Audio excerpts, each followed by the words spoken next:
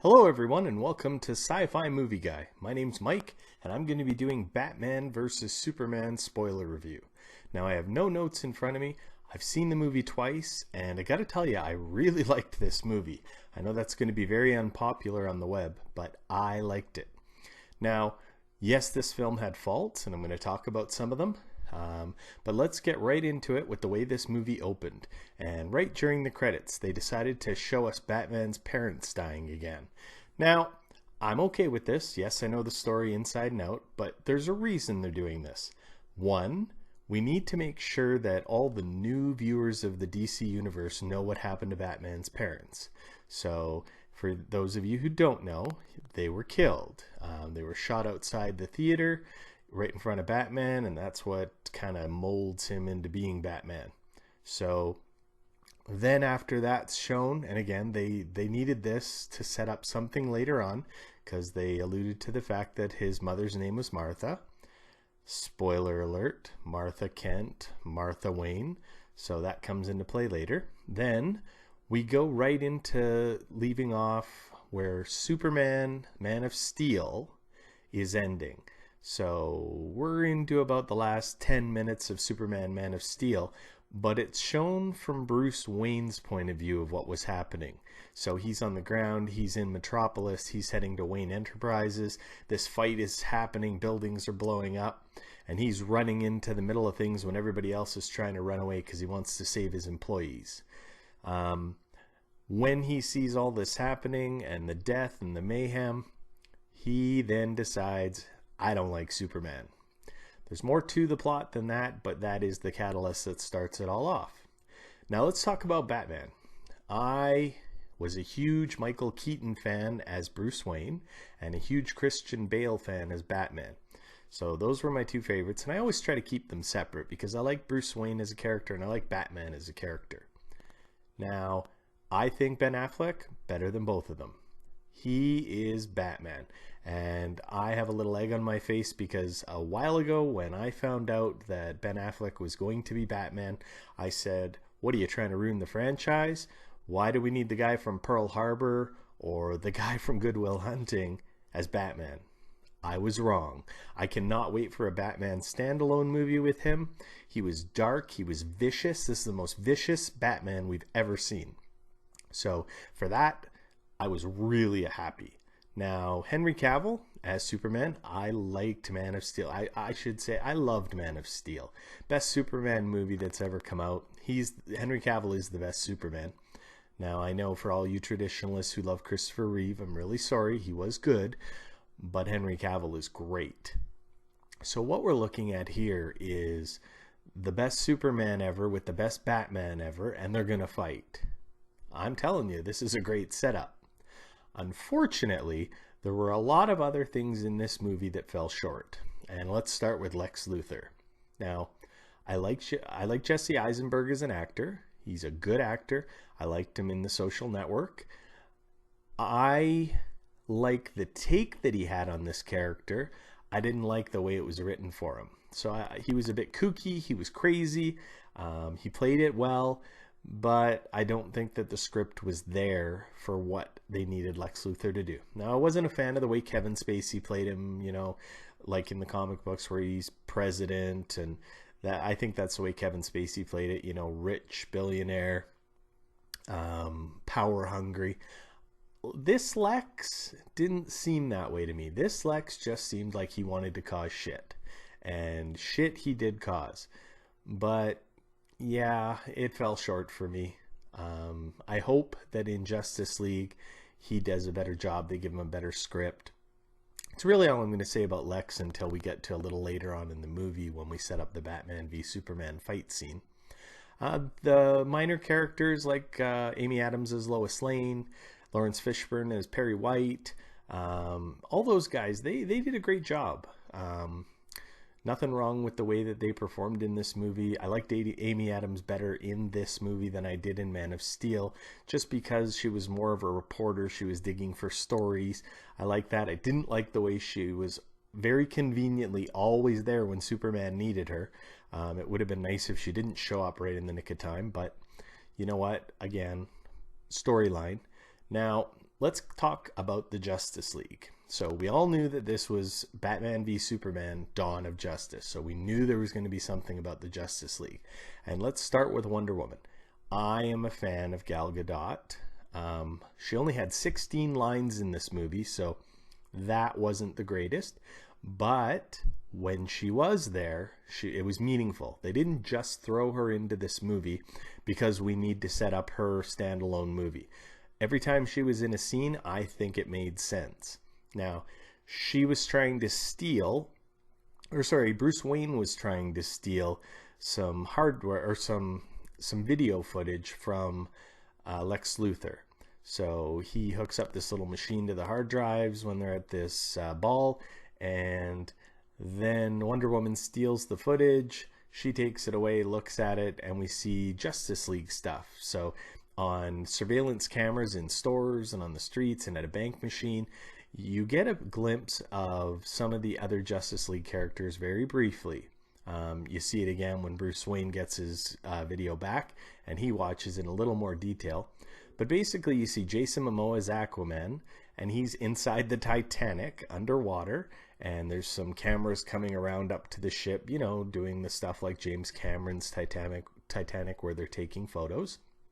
So he comes out of a hole and destroys the camera, and he looks really cool. He looks way better than any other Aquaman with the blonde hair and the orange suit and the blue tights. So yes, I like this Aquaman. Then we have the Flash. It's a little bit of a different looking Flash too. He doesn't look like the polished Flash that you normally see. He looks like he's wearing sweats and a t-shirt, and he saves this woman in a store in a burglary. And then you see come into the play Cyborg, and they really set up Cyborg in 25 seconds for his whole origin story. They showed it. They showed this cube all going crazy, and then it jumps at him, and you know, he's half a man, I guess you could say. Just the top torso, his head, and a little bit of a spine hanging out, and then this cube makes him whole into Cyborg, and it all happens in 25 seconds. I guess they couldn't wait for Justice League because they had too many other origin stories to do in Justice League, so they figured they'd get one out of the way in this movie. And that is probably what I didn't like about this movie the most, is they kept cutting around. I don't think Zack Snyder cut this film well, and I'm not the first person to say this.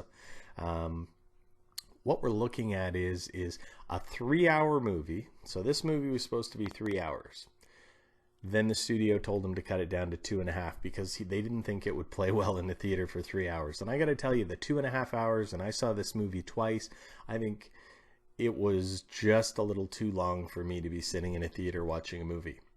Especially since the second time I went to VIP theaters and had a couple beers before the show. So thank God I had seen it the night before, so I knew exactly when to go to the washroom. But when we're looking at the cutting of this movie, I think a movie should slowly, gradually bring you up to the climax, hit you hard, which I was hoping would be the Batman v Superman fight, and then it slowly winds up the movie so that you have a nice ending. This movie went like this the whole way through, I felt. And I'm going to reserve judgment on that until I get to see the 3-hour version, which I believe is going to be rated R, and it's coming out on the Blu-ray. Not sure when the Blu-ray is coming out, but they're talking about releasing that version. So if I watch that version and I don't see all this cutting and choppiness, and that's the way the movie is supposed to be, I'm going to apologize to Zack Snyder. If, however, it's 3 hours of more choppiness, then I'm going to stand by what I say and say this movie is poorly cut. So let's get into the actual Batman v Superman fight. Now, this fight was fantastic. Again, I've said best Superman, best Batman in my opinion. So their fight was 10 minutes of solid awesomeness. Now, the way the fight ended, I think they could have done it better. So Batman has his foot on Superman's throat, and he's about to kill him with the kryptonite staff. And Superman says, "Save my mother, Martha." And Batman, Bruce Wayne's like, "Why did you say that name? Why did you say Martha?" And then Lois Lane runs in at the exact perfect time and says, that's his mother's name. And so Batman looks at Superman, relates to him because both their mothers were named Martha. With all that hate building up over 2 hours, I didn't buy it. I think they could have had this broken up by Wonder Woman. I think Wonder Woman could have been the catalyst that breaks them up and says, we've got to work together. And there's a bigger threat out there, so you guys need to, just cool your jets. And that, I think, would have worked better, in my opinion.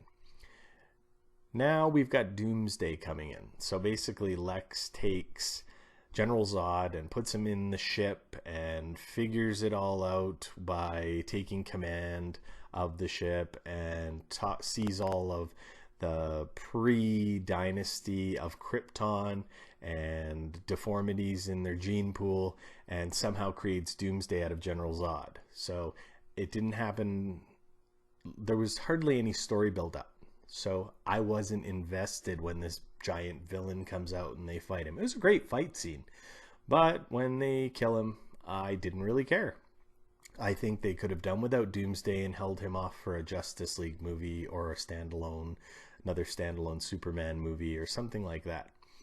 So then at the end, Wonder Woman kicks ass. She does an awesome job, but they kill Superman. Yeah, Doomsday kills Superman, and I would have been okay if they would have left it at that. But then this movie ends with the coffin, and they're throwing dirt on the coffin. And if it would have just went black and left it like that, I would have been much happier with this ending. But they couldn't do that. They had to have the dirt just half a second before they go to black. The dirt starts shaking and coming up. Now, we all know they're not going to make a Justice League movie without Superman. So, leave him as dead.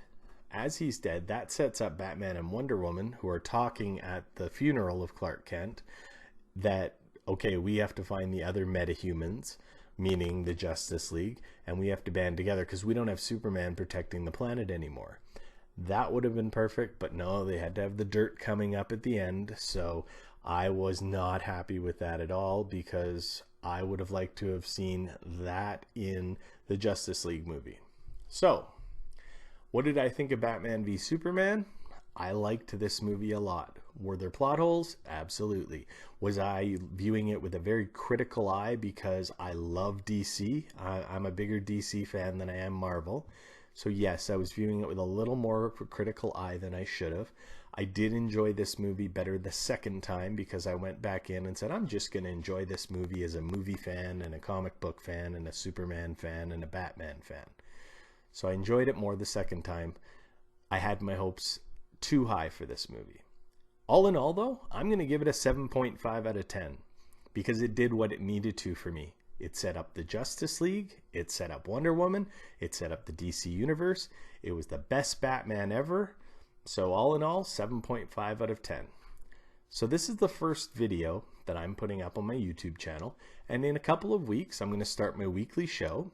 So my weekly show is going to be split into 3 segments. The first segment is going to be Star Wars news. So that'll be news about movies, Rebels, the TV show, books, comics, anything that I happen to be doing with Star Wars. Then part 2, so segment 2 of the show, is going to be sci-fi movies. So basically that'll be any other sci-fi movies that are coming up or that I've watched that I want to talk about. And then we're going to have Mike's Pick of the Week as the third segment. And that segment is going to be a movie from the past that I truly love. And I want to talk about it for a little bit and maybe remind you so you can go digging through your boxes of DVDs or even VHSs, not sure if you have those or a player anymore, and pull out that movie and watch it again because it gave me so much pleasure as a kid or young adult or even, 25-year-old. That's going to be my weekly show. Hopefully it'll be up every Tuesday starting in about 2 weeks. I'm going to film it on Sunday, upload it to YouTube. I don't know how long that'll take to get onto YouTube, so I'm saying Tuesday just to be safe. So thank you, movie fans. My name is Mike. This is the Sci-Fi Movie Guy, and remember, nerds rule the world.